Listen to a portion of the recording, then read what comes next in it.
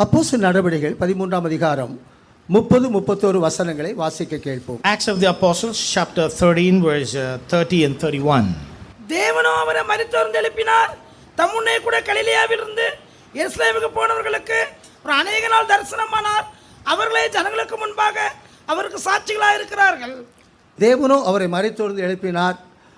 கலிலேயாவிலிருந்து எருசலேமுக்கு போன அநேகருக்கு அநேக தரம் தரிசனமானவர்கள் இயேசுடைய உயிர்த்தெழுதலை குறித்த சாட்சிகளாக இருக்கிறார்கள் என்று தம்முடைய போதனையிலே பவுல் போதனை பண்ணினது எழுதப்பட்டிருக்கிறது. Acts of the Apostles chapter 13 verse 30 and 31. And God raised him from dead, and he was seen many days of them which came up with him from Galilee to Jerusalem, who are his witnesses unto the people. 30ஆம் வசனத்திலே தேவன் அவரை உயிரோடு எழுப்பினார். கலிலேயாவிலிருந்து எருசலேமுக்கு போன அவருடைய சீஷர்கள், சகோதரர்கள், சகோதரிகள் அனைவருக்கும் அநேக தரம் தரிசனம் பண்ணின அவர்கள் அதற்கு சாட்சிகளாக இருக்கிறார்கள் என்று பவுல் அதை பேசியிருக்கிறார். Verse 30, God raised him from the dead, and he was seen many days of them which came up with him from Galilee to Jerusalem, who are his witnesses unto the people. சவுலை பவுலாக மாற்றின அந்த ஆரம்ப கட்டத்தில் நான் சாட்சிகளாக இருக்கிறேன் என்று அவர் சொல்லாதபடி அவர்கள் அதற்கு சாட்சிகளாக இருக்கிறார்கள் என்று அந்த சந்தர்ப்பத்திலே பவுல் அதை பேசியிருக்கிறார். And Paul has witnessed here, written down something and says that he doesn't say that I was a witness, but says they who were witnesses unto the people before that. ஆனால் 1 கொரிந்தியர் 15ஆம் அதிகாரத்தில் அவர் தன்னை சேர்த்திருக்கிறார். அவர் 500 பேருக்கு அதிகமாக அவர் தரிசனமானார் உயிர்த்தெழுதலை குறித்து. கடைசியாக 8ஆம் வசனத்தில் எல்லாருக்கும் பின்பு அகால பிறவி போன்ற எனக்கும் அவர் தரிசனமானார் என்று அவர் எழுதுகிறார். In 1 Corinthians chapter 15, Paul has testified about his witnessing Christ Jesus. He says that he appeared unto the 500, to the apostles, and last of all, he was seen of me as well, as one born out of the time. இயேசு கிறிஸ்து தம்முடைய உயிர்த்தெழுதலை பிரத்யட்சமாக 500 பேருக்கு மேலாக தான் உயிரோடு இருக்கிறேன் என்பதை நிரூபித்தது மாத்திரமல்ல, அகால பிறவி போன்ற எனக்கும் கடைசியாக அவருடைய உயிர்த்தெழுதலை நிரூபித்தார் என்று பவுல் எழுதுகிறார். And Paul very passionately states that he not only appeared unto 500 brethren at one time who still remain present, and he also was seen of James and the apostles, and verse 8 of chapter 15, and last of all he was seen of me as well, as one born out of the time. இயேசு கிறிஸ்துவின் உயிர்த்தெழுதலை இவர்கள்தான் சாட்சி சொல்ல முடியும். இயேசுவே முன்பு நின்று அதை நிறுத்தி அதை கொண்டு வர முடியாது என்பதை நாம் அறிந்து கொள்ள வேண்டும். So we need to know that Christ has to appear to his disciples, and through them he has to witness his resurrection. He cannot be coming and presenting to everyone and showing forth his resurrection to the larger world.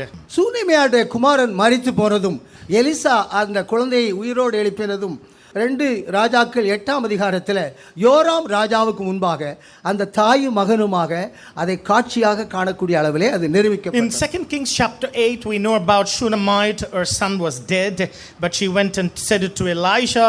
Elijah came and brought forth the child to life. This is written at his testimony, witness for us to know.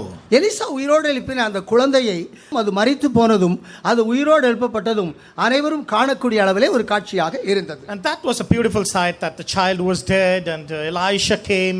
Elisha wrought the resurrection in the child, and it was seen by many people of that region. இயேசுடைய உயிர்த்தெழுதலின் மகிமையை, அந்த போதனையை நாம் அடைந்து கொள்ளக்கூடிய அளவில் இயேசு நல்ல போதனையை லூக்கா 12:23 நமக்கு போதிக்கப்பட்டது, எழுதப்பட்டு இருக்கிறது. About resurrected life and transformation, the final salvation of the body and soul.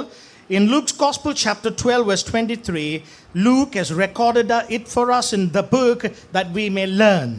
அதை குறித்த நல்ல ஒரு போதனையை லூக்கா 12ஆம் அதிகாரம் 23ஆம் வசனத்திலே, உன் உணவை விட உன் உயிர் பெரிது என்று உனக்கு தெரியாதா, உன் உடையை விட உன் உடல் பெரியது என்று உனக்கு தெரியாதா என்று ஆண்டவர் இந்த பூமியில ஒரு போதனை அவர் செய்திருக்கிறார். In the Luke's Gospel it is attested by Luke in chapter 12 verse 23. He says that, don't you know that your body is better than the cloth that you wear, and the food that you eat is better than your soul? And that is how he brings it into metaphorical example. இயேசு சொன்னார், ஆகாரத்தை விட உன்னுடைய ஜீவனும் அல்லது ஆத்துமாவும், அல்லது உடையை விட ஆடையை விட உன் சரீரம் அல்லது உடலும் பெரிது சிறந்தது என்று நீ அறிந்து கொள்ள வேண்டாமா என்று போதனை சொல்லுகிறார். Chapter 12 verse 23, life is more than meat and body is more than raiment, and that's what Christ thought about this body in this world.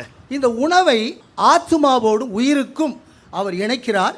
இந்த உடையை உடலோடு சரீரத்தோடு இயேசு இணைக்கிறார். Here in verse 23, there is a comparison. He compares life to the food that we eat and body to the raiment that we wear. So here is a cross metaphorical analysis of life and meat, body and raiment. எத்தனை பேர் உணவை விட உங்களுடைய உயிர் ஆத்துமா பெரிதென்று எண்ணுகிறீர்கள்? எத்தனை பேர் உடையை விட உங்களுடைய சரீரம் பெரிதென்று எண்ணுகிறீர்கள்? I would like to ask you a question. How many of you have a greater respect for the body than the cloth that you wear and the life than the food that you eat? ஒரு நல்ல தத்துவத்தை ஆண்டவர் போதித்தார், அது எழுதப்பட்டிருக்கிறது. அது நம்முடைய சிந்தனைக்கு மிகவும் ஆசீர்வாதமாக இருக்கும் என்பதை நாம் நம்புகிறோம். Christ gave a beautiful idea, and that idea has been recorded in the Word of God for our learning.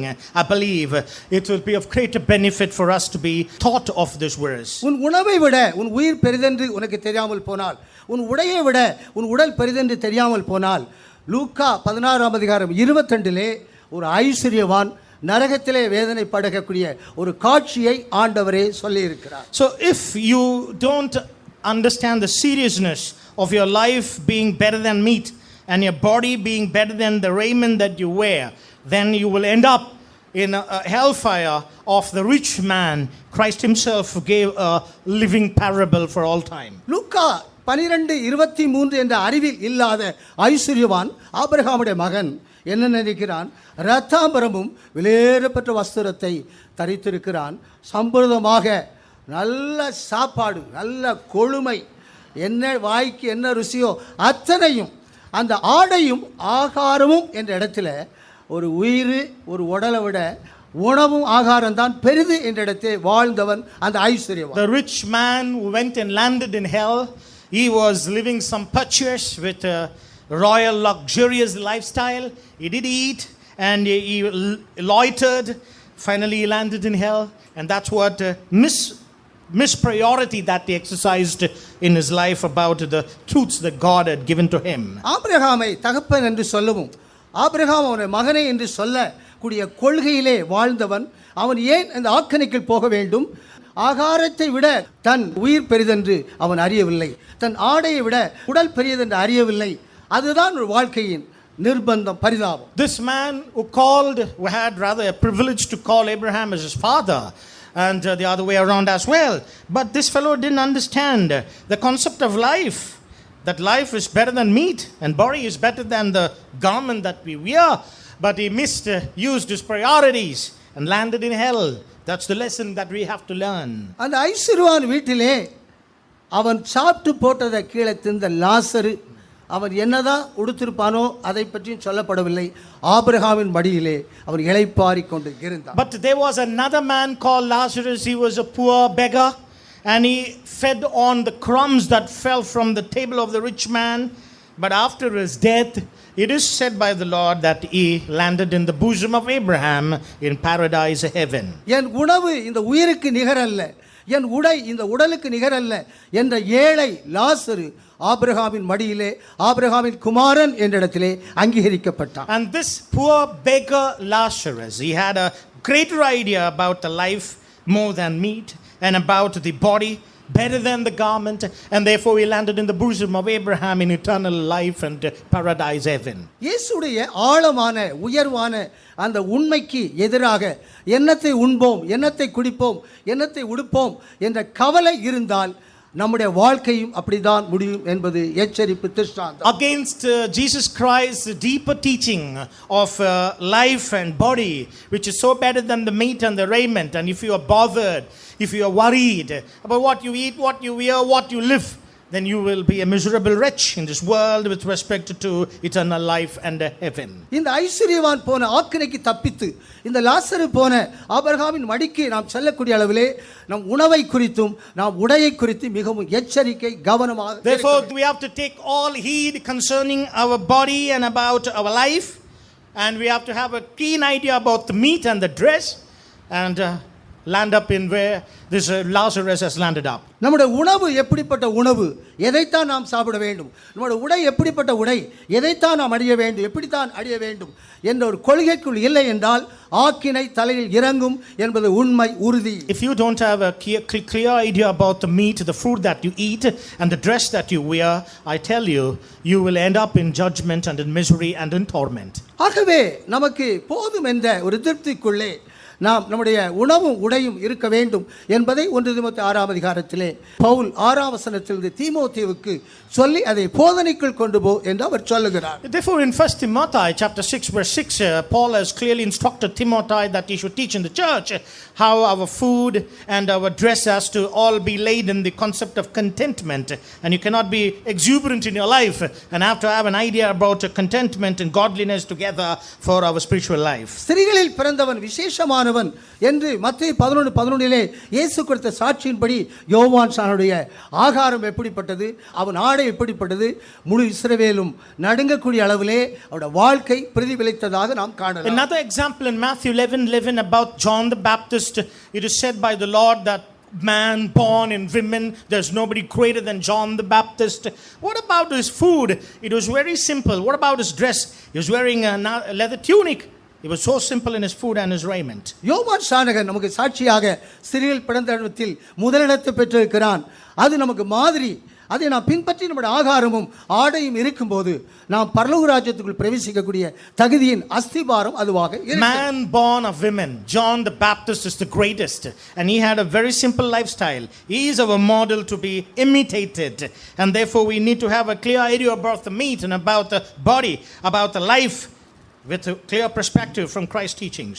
இவ்வளவு சம்பளம் வாங்குறா, என்ன இப்படி வஸ்திரம் தரிச்சிருக்கிறா, இவ்வளவு சம்பளம் வாங்க என்ன இப்படி சாப்பிடுறீங்க என்று சொன்னால் நாம் பாக்கியவான்களாக இருக்கிறோம். If somebody says that you are earning so much of money but you live like a pauper, then you are blessed. If people say, why do you feed so poor of food, I tell you, you are really blessed. ஏதோ நமக்கு சம்பளம் வருகிறதுனால எதையோ சாப்பிடலாம், எதையோ உடுக்கலாம் என்று ஐஸ்வர்யவானை போல நரகத்துக்கு போகாதபடி உணவை விட நம்முடைய உயிர் பெரியது, உடையை விட நம்முடைய சரீரம் பெரியது என்ற உண்மைக்கு ஒப்பு கொடுப்போம். And you are earning and spend all your money in your dresses, and you earn and go eat and waste your food, then you don't have any idea about your life or your body with Christ as a seriousness about instructing you. ஏதெனிலே மனிதனை உண்டாக்கின இடத்திலே ஆகாரத்துக்கு தான் அங்கு சொல்லப்பட்டிருக்கிறது. அவங்களுக்கு ஆடையை குறித்த எந்த விஷயம் இல்லை. அவங்களுக்கு ஆகாரம் எல்லா விருட்சத்தின் கனியை புசிக்கலாம், இந்த கனிகளை நீங்கள் புசிக்கக்கூடாது. ஆடை என்பது அவங்களுக்கு அல்ல, நிர்வாணிகளாகத்தான் அவங்க இருந்தார்கள். ஆடை ஏதேனின் அனுபவம் இல்லை, ஆகாரமே ஏதேனின் அனுபவம். Back into the origin of Garden of Eden, you find the first parents, they have no faint idea about the garment because they were clothed with the dress of garment of glory, and therefore there's no dress for them. But they were instructed only about the meat, only about the food they should consume with restrictions of God's law. ஆனால் பரலோக ராஜ்யம் என்பது ஆகாரம் அல்ல, புசிப்பு கொடுப்பும் அல்ல, ஆடைதான். சுத்தம் பிரகாசமான மெல்லிய வஸ்திரத்தில் அலங்கரிக்கப்பட்டு அவள் பரலோகத்துக்கு போகிறாள். அவளுக்கு புசிப்பு குடிப்பும் அல்ல, ஆகாரத்தை தவிர்த்து ஆடையை பரலோக ராஜ்யம் எதிர்பார்க்கிறது. அங்கு ஆடையை தவிர்த்து ஏதேன் ஆகாரத்தை அங்கு கொண்டு வந்திருக்கிறது. And back to the last book of the Bible, in the consummation of all things you find there is no food, there's only dress, there's only garment, there's only the beauty of the aesthetics of the dress. And this is how it says that she was clothed with beauty and glory and honor. மனிதனை உண்டாக்கக்கூடிய நேரத்திலே ஆடைக்கு அங்கு முக்கியத்துவம் கொடுக்காதபடி ஆகாரத்துக்கு முக்கியத்துவம் கொடுக்கப்பட்டிருக்கிறது. நித்தியத்திலே நாம் தேவனோடு காணப்படுவதற்கு ஆகாரத்துக்கு முக்கியம் இல்லை, ஆடைக்கு முக்கியத்துவம் கொடுக்கப்பட்டிருக்கிறது. In the origins it was about the food, but in the consummation of all things it was about the garment which was given priority, and about its aesthetics and about its glory. அவர்கள் ஆடை இல்லை, நிர்வாணிகளாகத்தான் இருக்கிறார்கள், வெட்கப்படவில்லை. ஆனால் அவருடைய ஆகாரங்கள் சகல விருட்சத்தின் கனிகள் ஆகாரங்கள் இருக்கிறது. இந்த நன்மை தீமை அறியத்தக்க கனியை சாப்பிட்ட உடனே அவன் நிர்வாணி என்பது அவனுக்கு தெரிந்துவிட்டது. They were clothed with the garment of glory. They had no garment with them. They were just instructed with the limitations of what to eat and what not to eat. But when they went after the wrong food, their eyes were opened. Now they felt they were naked, and they wanted to wear something to cover themselves up. ஆடை இல்லாவிட்டாலும் நிர்வாணிகளோ அல்ல, ஆகாரம் தான் உன்னை நிர்வாணியாக மாற்றும். ஆகவே ஒரு ஆகாரமே அவர்களை நிர்வாணியாக மாற்றக்கூடிய இடத்திலே முடிந்தது. So it's not the dress which is going to make you naked, but from the origins of the truth you must know it is the food that you eat will make you transparent and naked. உன் ஆடை பிரச்சனை இல்லை, உன் ஆகாரம் தான் உன்னை நிர்வாணம் என்ற இடத்துக்கு பிரச்சனைக்குள் கொண்டு வந்திருக்கிறது. It is not the garment which is a problem of nakedness and nudity. It is the food that you consume which is going to make you nude and make you shameful. நாம் நிர்வாணாக இருக்க போகிறது ஆடை அல்ல, அது ஆகாரமே நம்ம நிர்வாணமாக மாற்றும். The nudity which is going to shame us is not the garment, but it's all about the food that we are going to consume, which will expose our nudity to this world. எனவே நிர்வாணமாக அவர்கள் வந்த பின்புதான் ஒரு ஆடை அடித்து அவர்களுக்கு தோல் உடை கொடுத்து நிர்வாணத்தை கடவுள் மூடுகிறார் என்ற சரித்திரம் இருக்கிறது. It's after they became nude and God had to intervene, God had to interfere, and he had to instruct them about certain things and give them a cloth to wear to cover up their shame. அவருடைய சந்ததியை நாம் வேதத்தில் ஆராயும் போது ஒருவன் ஆகாரம் என்ற பயிர்த்தொழிலுக்கு முக்கியத்துவம் கொடுத்தான், மற்றொருவன் அந்த பயிர்த்தொழிலுக்கு முக்கியத்துவம் கொடுக்கவில்லை. எனக்கு ஒரு ஆடை வேண்டும். ஆடு அங்கு மேய்க்கக்கூடிய இடத்திலே அந்த தோல் உடை ஆடை, ஆபேல் ஆடைக்கு முக்கியத்துவம் கொடுக்கிறான், அங்கு காயினோ ஆகாரத்துக்கு முக்கியத்துவம் கொடுக்கிறான். And in the first instant of the Bible of two brothers, siblings of Cain and Abel, one brother, the elder, gave importance to food. Abel gave importance and priority to the garments. சரித்திரம் அவனுக்கு தெரியும். ஆகாரத்தினாலே நமக்கு நிர்வாணம் உண்டாக்கப்பட்டு ஆடை கிடைச்சிருக்கு, ஆகாரம் வேண்டாம். ஆடை என்ற இடத்திலே அந்த பலியின் சிந்தையோடு நாம் காணப்படுவோம். இந்த இடத்திலே ஆபேல் தன் வாழ்க்கையை நீதிமான் என்ற இடத்திலே காத்துக்கொண்டு சாட்சியை பெற்று சாட்சி சொல்லிக் கொண்டுதான் இருக்கிறார். Abel learned the history, how people became nude, and therefore he took instructions of how to cover the nudity, and he was led in the righteous way, and therefore he fed the sheep and he was after that. அவர்களுடைய முடிவு 4000 ஆண்டு காலமாக யோபின் புத்தகம் 1ஆம் அதிகாரத்தில் நிர்வாணியாய் தாயின் வயிற்றிலிருந்து வந்தேன், நிர்வாணியாய் நான் போகிறேன், இந்த இடத்தில் தான் முடிந்தார்கள் என்பது யோபின் புத்தகம் 1 கடைசியிலே எழுதப்பட்டது. And for 4000 years of history is summarized by the words of Job, I came naked, I go naked, is the summary of the entire 4000 year period from the fall of Adam. ஆகாரத்தில் தான் நிர்வாணம் ஆனது. எனவே ஆகாரமே அவங்களுடைய வயிறு கடவுளாக இருந்தனால நிர்வாணியாக வந்தோம், நிர்வாணியாக போனோம் என்ற இடத்திலே 4000 ஆண்டுகால சரித்திரம் இப்படித்தான் இருக்கு. The truth of the origins teaches us that it was the food that made them nude, and that took 4000 years to rectification. And one man summarizes, I was born naked, I die naked. பசி பஞ்சம் என்ன பண்ணலாம், எகிப்துக்கு வேண்டுமானால் போகலாம். இந்த இடத்தில் யாக்கோபின் குடும்பம் பஞ்சத்துக்காக ஆகாரத்தை தேடி போன இடத்தில் தான் எகிப்துக்கு அடிமையாக போய் இருந்தார்கள். And they were struck with famine, the household of Jacob. And now Jacob tells them, we cannot bear up the famine, let's go in search of food. That is how they ended up in Egypt. வனாந்தரத்திலே ஆகாரம் சாப்பாடு அதுதான் வனாந்தரத்திலே கெட்டழிந்து மாண்டார்கள். After the Egypt, when they came into the wilderness, it was food, and after craving for food, which made their carcasses to befall in the wilderness. தேவன் அவர்களை எப்படியாவது நித்தியத்துக்குள் போக்குவரவு அளவிலே பஸ்காவை மாத்திரம் எகிப்தில் விடுதலையாக்க புசியுங்கள், வனாந்தரத்திலே மன்னாவை மாத்திரம் புசியுங்கள், கானானுக்குள்ளே உங்களுக்கு தேசத்தில் தருகிறேன் என்ற ஆகாரங்கள் ஒழுங்கு செய்யப்பட்டிருக்கு. But God had instructed them and disciplined them, organized rather, about their food. In Egypt they had the Passover, in the wilderness they had the manna, and then said later, when I will take you to the promised land, I will give you the product of the land. This is how their food was organized to the people of Israel. நான் என் பிள்ளையும் இதை புசித்து சாகும்படியாக 2 விறகு பொறுக்கிறேன் என்று 1 ராஜாக்கள் 17ஆம் அதிகாரத்திலே அந்த விதவை சொல்லுகிறார். In 1 Kings 17, there's a widow. She said unto the prophet, me and my son, we gathered a few sticks that we may eat the last morsel of food and die. எதற்கு சாப்பாடு? சாப்பிட்டு செத்து போகத்தானே சாப்பிடுகிறோம், சாப்பிடாமே உனக்கு சாக முடியாதா என்பது பழைய ஏற்பாட்டில் இல்லை. The Old Testament, out of this analogy, from this we can infer, why do you want to eat the last morsel of food and die? Why do you go gather the stick? Go simply die. They cannot do that. That is all about the Old Testament phenomenon related to their death and their food. அம்மா இதை சாப்பிடாதம்மா செத்து போயிடுவா, கூடு நான் சாப்பிட்டுட்டு சாகிறேன் என்பதான் இன்றைக்கு நிலை. And today even when we tell people don't eat this you'll die, people say no, give, I will eat and I'll die. கிளவி ஆனாலும் அதை முடியலையே, நீ தா அதை சாப்பிட்டு சாகிறேன், இந்த சாப்பாட்டை சாப்பிடக்கு தாயே அந்த 2 விறகு பிறக்கிறேன், இதை நாங்கள் சாப்பிட்டுட்டு நான் என் மகனு சாக போகிறோம், சாப்பிடாம நீ செத்தானமா, இல்லை நான் சாப்பிட்டு தான் சாவேன் என்பதான் உங்களுடைய நிலை. And even if they are old, people don't bother, people don't need to take instructions. They say let me eat and die, and that's the reason why I go gather a few sticks. let me cook and eat and die. This is how people's mindset is all revolving around food and their life. செத்தாலும் சாப்பிடாமல் சாக மாட்டேன், சாப்பிட்டே சாவேன் என்பதுதான் இன்றைய மனிதனுடைய நிலை. Today, people's state of affair is that I'm not going to die without eating. I will eat and die.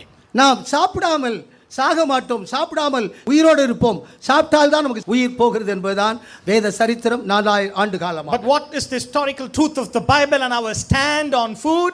We are not going to die by not eating, but we will die only when you eat. And therefore we take a stand on food and discipline it what and what not to eat in times. 2 ராஜாக்கள் 7ஆம் அதிகாரத்திலே 4 குஷ்ரோகிகள், எப்பா நம்ம இங்க இருந்தாலும் சாவோம், நாட்டுக்குள்ளே போனாலும் அங்கே கொஞ்சம் சாவோம், எதிரிகிட்ட போய் அவன் தந்தா சாப்பிட்டுட்டு சாவோம் என்று எதிரிக்கு போனார்கள் என்பது ஆகாரம் இல்லாமல் இருக்க முடியாது என்ற உண்மை. In the book of Kings chapter 7 you can find an example of 4 lepers. They said, we don't have food here, we don't have food in our land, let's go to an enemy camp and find something to eat because you're going to die rather if you are here or if you are there. And they didn't care about their life, but they simply wanted to die for food. 4000 ஆண்டுகளாக மனிதன் சாப்பாட்டிலே அவனுக்கு ஜெயம் இல்லை, செத்தாலும் பரவாயில்ல, சாப்பிட்டு சாவோம் என்ற இடத்தில் தான் வாழ்ந்தார்கள். தானியேல் சகோதரர்கள் ராஜாவின் போஜனத்தினாலே எங்களை தீட்டுப்படுத்தாதபடி தீர்மானம் எடுத்தவர்கள், தீச்சுளைக்குள்ளும் சிங்கத்துக்குள்ளே போட்டாலும் அவளுக்கு மரணம் சாவு என்பது இல்லை. But out of odds there were few people like Daniel and his friends who took a deep consecration in a strange land about food. When they were cast into the fiery furnace, they became alive. And that's the testimony out of the 4,000-year period of eating and dying. கடவுள் ஆதாமுக்கு ஏவாளுக்கு சொன்ன சாப்பாடை புசித்திருந்தால் சாவு இருக்காது, இதை நீ புசித்தால் சாகவே சாவாய் என்றதில் தான் அவர்கள் செத்தார்கள் துணிந்து. When you eat of this fruit you will die. And had they eaten up what God had instructed, they would not have died. Is a history of 4,000 years of biblical truth. எனவே நாம் சாகக்கூடிய ஆகாரத்தில் நாம் போய் சாகாதபடி நாம் பிழைத்திருக்கக்கூடிய ஆகாரத்தை நாம் நம்முடைய வாழ்க்கையிலே அதை புசித்து நாம் ஜீவனையும் பரிபூர்ணமான ஜீவனையும் அடைத்துக் கொள்வோம். Therefore let us rather choose our food which will give us life, an eternal and abundant life, and don't simply choose what will give death into our lives. யோவான் 4ஆம் அதிகாரத்திலே இயேசுடைய சீஷர்கள் கடையில் போய் சாப்பிட்டுட்டு அவருக்கு ஒரு பொட்டடத்தை வாங்கி கொண்டு கொடுக்கும்போது, இல்லைப்பா நீங்கள் அறியாத ஒரு போஜனம் எனக்கு கிடைச்சாச்சு, இதை நீங்கள் பிரித்து சாப்பிட்டு கொள்ளுங்கள் என்று சொல்லும்போது அவங்களுக்கு அது புரியவில்லை இயேசுடைய சீஷர்கள். In John's Gospel chapter 4:30 he was there speaking and his disciples went and brought some parcel of food and gave it to him. He said, no, I had my food which you do not know. And that's how he rejected the food of his disciples. அவருடைய சித்தத்தின் செய்து அவருடைய கிரியைகளை முடிப்பதே என்னுடைய போஜனம் என்பதுதான் புதிய ஏற்பாட்டின் போஜனம். Chapter 4 verse 34, my meat is to do the will of him that sent me and to finish his work, is the New Testament phenomenon about food and about the regulations of it. ஏதெனிலே ஆடை இல்லை ஆகாரம், ஆனால் நித்தியத்திலே ஆகாரம் இல்லை ஆடை என்பதிலே இயேசு தம்முடைய வாழ்க்கையை அஸ்திவாரப்படுத்துகிறார். பிதாவின் சித்தம் செய்து அதில் கிரிகளை முடிப்பதான் போஜனம் என்ற போஜனத்தை நமக்கு மாதிரியாக அவர் காட்டியிருக்கிறார். In the Genesis it's not about the garment, about the food, but in the Revelation it's not about the food, it's about the garment. And that is in between where Christ comes and instructs how and what to do and what not to do. நம்முடைய ஆகாரம் 23ஆம் சங்கீதத்திலே புல்லுள்ள இடங்களில் மேய்க்கிறார், நல்ல வசனங்கள் உபதேசங்கள் நம் மனதுக்கு அங்கு தலையிலே எண்ணெயார் அபிஷேகம் பண்ணி பாத்திர நிரம்பி வழிகிறது ஒரு அபிஷேகம் இருதயத்துக்கு. நம்முடைய சரீரத்திலே இயேசுவை போல நாம் தேவ சித்தம் செய்ய முடியும். What is our food? It is recorded in Psalms 23. He leads us to the green pastures, makes us to lie by still waters. He ordains our head by oil, prepareth a banquet before our enemies. This is our orderliness of food. மனது முழுவதும் புல்லுள்ள அந்த வசன உபதேசத்தினால் நிரப்பப்பட்டது, இருதயம் முழுவதும் தேவ அன்பினால் நிரப்பப்பட்டால் சரீரத்துக்கு தேவ சித்தம் செய்யக்கூடிய ஆகாரம் அப்படியே இருக்கிறது. உயிர்த்தெழுதலை நாம் அடைந்து கொள்ளலாம். Your mind should be in green pastures of the doctrine. Your heart should be filled in with the love of God. Then your body will be performing the will of God, right love of God, and the body will be doing the will of God according to its pattern and structures. ஆவிக்குரிய பிரகாரமாக பலவிதமான அலங்கார வஸ்திரங்களை புதிய ஏற்பாட்டிலே தேவன் நமக்கு ஏற்படுத்தி அவர் கொடுத்திருக்கிறார். In the New Testament, spiritually God has given us many garments in the spiritual state of its reckoning. பரலோக ராஜ்யம் என்பது ஏதேன் தோட்டம் அல்ல, அங்கு புசிப்பும் குடிப்பும் இருந்தது. ஆனால் பரலோக ராஜ்யத்தில் புசிப்பும் குடிப்பும் அல்ல, சுத்தம் பிரகாசமான மெல்லிய வஸ்திரம் அவளுக்கு தரிக்கப்பட்டு அந்த வஸ்திரத்திலே அவள் பரலோகத்திலே வாழுகிறாள். And heaven is not Garden of Eden, because heaven is going not to be food and meat, but it's going to be righteousness, joy and peace, which will be inherited by the righteous people. இந்த மணவாட்டிக்கு கொடுக்கப்பட்ட அந்த வஸ்திரம் என்பது என்ன? அது பழையவைகளை களைந்து புதிய வஸ்திரங்களை நாம் தரித்துக் கொள்ள வேண்டும். What is the garment given to the bride? Get rid of your old garment and put new ones. கொலோசியர் 3ஆம் அதிகாரம் 6, 7, 8, 9 வசனங்களிலே என்ன வஸ்திரங்களை களைந்து பழைய வஸ்திரத்தை, 10ஆம் வசனத்திலே தம் சிஷ்டத்துடைய சாயலுக்கு ஒப்பாக புதிதாக்கப்பட்ட புதிய மனிதன் என்ற வஸ்திரத்தை நாம் தரித்துக் கொள்ள வேண்டும். களைகிற வஸ்திரம் என்ன? ஆதாமுடைய வஸ்திரம். தரித்துக் கொள்ளக்கூடிய வஸ்திரம் என்ன? இயேசு என்ற புதிதான மனிதனுடைய வஸ்திரத்தை நாம் தரித்துக் கொள்ள In வேண்டும். Colossians chapter 3 from verse 10 onwards says we have to put off the old man with its deeds. What is that? Adamic traits. And we have to put on the new man with its renewed knowledge and its traits. And that is how it goes in putting off and putting on in our lives. நம்முடைய பழைய ஆதாமை நாம் களைந்து நம்முடைய புதிய மனிதனாகிய இயேசுவை தரித்துக் கொள்வது நமக்கு நித்தியமாக அவரோடு வாழக்கூடிய ஒரு வஸ்திரம். Put off the old man Adam and put on the new man Jesus. And that is the new garment which we put on every day. கொலோசியர் 3:14 படி எல்லாவற்றுக்கும் மேலாக அன்பின் தற்குணமாகிய பூரண கட்டின் அன்பை நீங்கள் முழுமையாக தரித்துக் கொள்ளுங்கள். Colossians chapter 3 verse 14, and above all these things put on charity, which is the bond of perfection. 2 கொரிந்தியர் 5ஆம் அதிகாரம் 1-4 வசனத்தில் அங்கு நம்முடைய கூடாரம் அழிந்து போனாலும் தேவனால் கட்டப்பட்ட கைவேலை இல்லாத நித்திய வீடு இருக்கிறது, அதை நாம் பெற்றுக்கொள்ளக்கூடிய இந்த கூடாரத்திலே பாரசு தவிக்கிறோம்.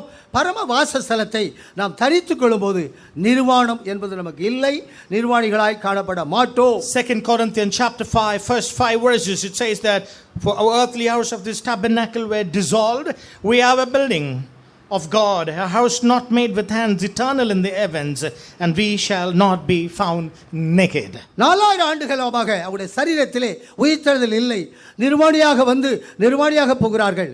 நாம் நிர்வாணியாக அல்ல. இந்த புதிய மனிதனை தரித்துக் கொள்ளும்போது, பரமவாசத்தை தரித்துக் கொள்ளும்போது நாம் நிர்வாணிகளாய் காணப்பட மாட்டோம். சுத்தம் பிரகாசமான மெல்லிய வஸ்திரத்தை தரித்துக் கொண்டு அவரோடு கூட நாம் எப்போதும் நாம் வாழுவோம். 4000 long years they came naked, they went naked. But now it's not the case after Jesus. Now we put on the heavenly habitation. When we put on the heavenly habitation, we shall not be found naked. எனவே ஆகாரத்தை விட நம்முடைய உயிர் பெரியது, ஆடையை விட நம்முடைய உடல் பெரியது என்ற அந்த உண்மைக்கு நாம் ஒப்புக் கொடுக்க வேண்டியது அவசியமாக. Therefore it is necessary to heed the instruction of Luke's Gospel chapter 12:23, which says that our life is more better than the meat, and the body more than the garment. 1 கொரிந்தியர் 15:54 பவுல் இதை தான் சொல்லுகிறார். நம்முடைய உயிர் சாவாமை பெற்றுக்கொள்ள வேண்டும், நம்முடைய உடல் அழியாமை பெற்றுக்கொள்ள வேண்டும். அதுதான் உயிர்த்தெழுதல். அங்கு மனிதன் தேவனாக மாறக்கூடிய மறுரூபம். 1 Corinthians chapter 15 verse 54, this is what Paul also records, that death is swallowed up by victory, which victory is that corruptible and incorruptible, mortal shall become immortal. இந்த உயிர்த்தெழுதல் என்ற விஷயத்திலே முதலாவதாக ஆபிரகாம் தான் சொல்லியிருக்கிறான். எபிரேயர் 11:18-19 அவனை நான் பலி செலுத்தினாலும் திரும்ப உயிரோடு எழுப்பி தருவார் என்பது ஆபிரகாம் தான் அந்த உயிர்த்தெழுதலை முதலாவது நமக்கு சொல்லி இருக்கிறார். The first man to have thought or experienced the similitude of resurrection is Abraham. In Hebrew chapter 11 we find a clear instruction about this phenomenon from Abraham's life lesson. Abraham ஈசாக்கை உயிரோடு எழுப்பவில்லை, ஒரு பாவனை தான். ஆனால் ஈசாக்கை பலி செலுத்தினான் என்பது உண்மை. Abraham did not raise up his Isaac, it was a similitude, but he sacrificed Isaac. That's the truth behind the resurrection phenomenon. இந்த பலி என்பது எந்தெந்த வீட்டிலே நடக்கிறதோ அவங்களுக்கு சாவு இல்லை. யாத்திரையாகும் 12 ஆபிரகாம் ஈசாக்கை பலி செலுத்தினானே, ஆபிரகாமின் சந்ததிக்கு சாவு இல்லை, சாவு இல்லை, நித்திய ஜீவன் இருக்கிறது. அவர்கள் 400 ஆண்டுகாலமாக ஆபிரகாமின் மடியிலே எபிரேயர் என்ற பெயரிலே இயேசுடைய மரண நேரத்திலே பரதீசுக்குள் அவர்கள் போவார்கள். Because Abraham sacrificed his son Isaac, in every house that is sacrificed in Egypt, there is no death. You will not die if you sacrifice. You will be in the bosom of Abraham and you will rest. And that is the history behind this truth. ஏனென்றால் பஸ்கா ஆட்டுக்குட்டி அந்த இரத்தம் பூசப்பட்ட வீடுகளுக்கு சாவு இல்லை. இயேசுடைய பலி, அந்த பலியிலே நமக்கு சாவு இல்லை, நித்திய ஜீவன் இருக்கிறதே. இது ஆபிரகாம் ஈசாக்கு என்ற சந்ததியிலே நாம் கற்றுக்கொள்ளக்கூடிய உபதேசம். The lesson and the doctrine that we can learn from Abraham, Isaac and Jacob, the family, is that if you have sacrifice of Jesus meaningful in your life, then there will be no death according to the typological truth of Egyptian Passover sacrifice where the death angel passed over. உங்களுக்கு சாவு இல்லை என்ற இடத்திலே உதடுகளின் காளையாக ஸ்தோத்திர பலியை எப்போது தேவனுக்கு செலுத்துங்கள் என்று எபிரேயர் 13ஆம் அதிகாரம் 15 பவுல் அதை எழுதுகிறார். In Hebrews epistle chapter 13 he has written that you should offer up the sacrifice of praises to God at all time. You have no death. Eternal life was there, therefore offer up the sacrifice of praises. உதடுகளின் கனியாகிய ஸ்தோத்திர பலியை செலுத்தாமல் போனால் சாவு உனக்கு வரும், அதை நீ ஒருபோதும் மேற்கொள்ள முடியாது. If you do not offer the sacrifice of praises to the Lord, then death is at your doorpost. You will die, and that phenomenon you have to understand. ரோமர் 1:21 தேவனை அறிந்தும் அவரை துதியாமலும் மகிமைப்படுத்தலாமும் இருந்தால் உன் இருதயம் இருளடைந்து சாவுதான் தொடர்ந்து நடக்கும். In Romans chapter 1 verse 21, having known God, if you do not realize him to be God, if you don't praise God, then your heart will be darkened and you would die, writes Apostle Paul to the Romans. Abraham Isaac என்ற சந்ததியிலே சாவு இல்லை, பலி இருக்கிறது. பலி எங்கெங்கு போடப்பட்டு ரத்தம் போடப்படுதோ சங்காரம் வர முடியாது. சாவு இல்லை என்ற அனுபவம் உங்களுக்கு இருக்கிறது. In the generation of Abraham, they don't have death. It's because sacrifices were meant with them. In the Egyptian slavery, they all applied the sacrifice and they were delivered from death. தேவனை துதித்து மகிமைப்படுத்துவதிலே தீவிரமாக சாவுக்கு நாம் தப்புவோம். சாவு இல்லாதபடி ஒரு ஜீவனை பெற்றுக்கொள்ளக்கூடிய அளவில் கர்த்தரை துதித்து நாம் எப்போது மகிமைப்படுத்துவோம். Let's praise God at all times. You do not have death. Sustain the life of deathlessness by praising God in sacrificial offerings to him. Abraham Isaac என்ற அந்த சந்ததியிலே சாவு இல்லை என்ற இடத்திலே இரண்டாவதாக யோசேப்புடைய பிராணன் இரும்பிலே அடைக்கப்பட்டு இருந்ததிலும் அவருடைய பிராணன் சாவு இல்லாதபடி அவனை விடுதலையாக்கப்பட்டு ராஜா கொண்டு வந்தார். Abraham, Isaac and Jacob, these men, they don't have death. But coming to Joseph, his life was behind the fetters, but he was liberated without any hurt of his life to the presence of the king. 105 சங்கீதம் 17, 18, 19, 21 வசனங்களிலே அவன் ஜீவன் இரும்பிலே அவருடைய பிராணன் அடைக்கப்பட்டு இருந்தது, சாவுதான் அங்கு நியமிக்கப்பட்டு இருந்தது. ஆனால் ராஜா அவனை விடுதலையாக்கி அவனை கொண்டு வந்தார்.